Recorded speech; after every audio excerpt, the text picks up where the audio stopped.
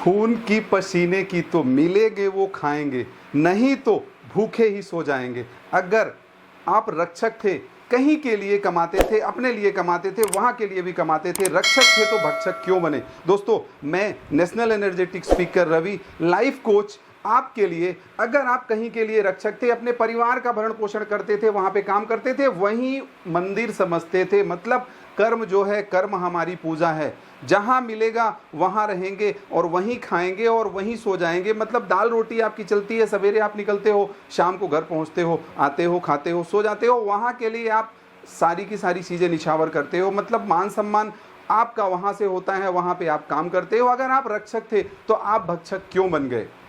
ऐसा क्या हुआ कि आप भक्षक बन गए? मतलब यहाँ तो वहाँ पे आपको आपकी काबिलियत की सही पहचान नहीं मिली, या तो जो मैनेजमेंट ने बोला वो किया नहीं, या कुछ आपकी गलती थी। आपको ये समझना है कि क्या गलतियां हमारी थी, क्या गलतियां वहाँ की थी।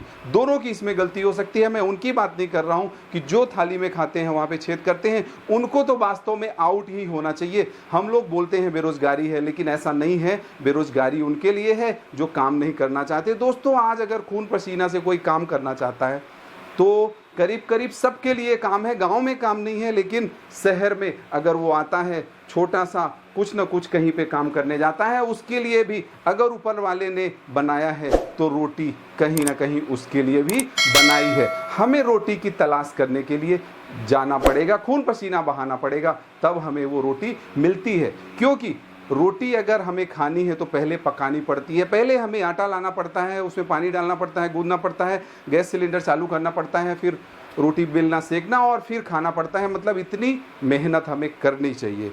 मैं मेहनत की बात कर रहा हूँ। देन रक्षक थे तो आप भक्षक क्यों बने? कहीं ना कहीं आपकी काबिलियत की सही पहचान नहीं हुई। आपने क्या किया? मैनेजमेंट ने जो बोला वो उन्होंने किया नहीं।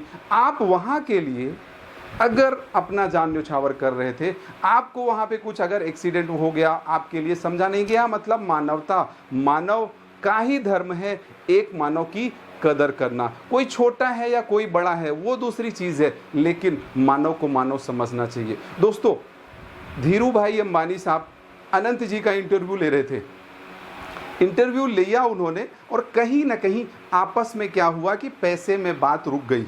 जैसे होता है, एक एम्प्लॉई आता है, आप बात करते हो कि इतने पैसे में आप काम कर लो, उन्होंने बोला कि मैं नहीं कर पाऊंगा। वो जा रहे थे, अनंत जी जा रहे थे, तो उन्होंने बोला कि आपके पिताजी का क्या हाल है। मतलब एक उनका लगाव इतना था कि जो एम्प्लॉई हमारे पास आ रहा है वो घर परिवार से कैसा है, क्या उसके घर परिवार की सिचुएशन है। अगर हम दिल से इतना चाहेंगे तो एम्प्लॉई हमें छोड़कर नहीं जाएगा, वो हड़ताल नहीं करेगा, वो भक्षक नहीं बनेगा, वो वहाँ का रक्षक ही बनेगा। मतलब हमें भी समझना है, उनको भी समझना है, क्योंकि ताली जो होती है, ताली दोनों हाथ से बजती है। तो आना है और जाना है, यहीं तो कमाना है और यहीं सबको छोड़कर जाना है। तो दोस्तों, ऐसे ही वीडियो आपको आते रहेंगे। हमें रक्षक नहीं, हमें भक्षक भी नहीं बनना है, क्योंकि हमें एक और एक 11 बनना है। धन्यवाद।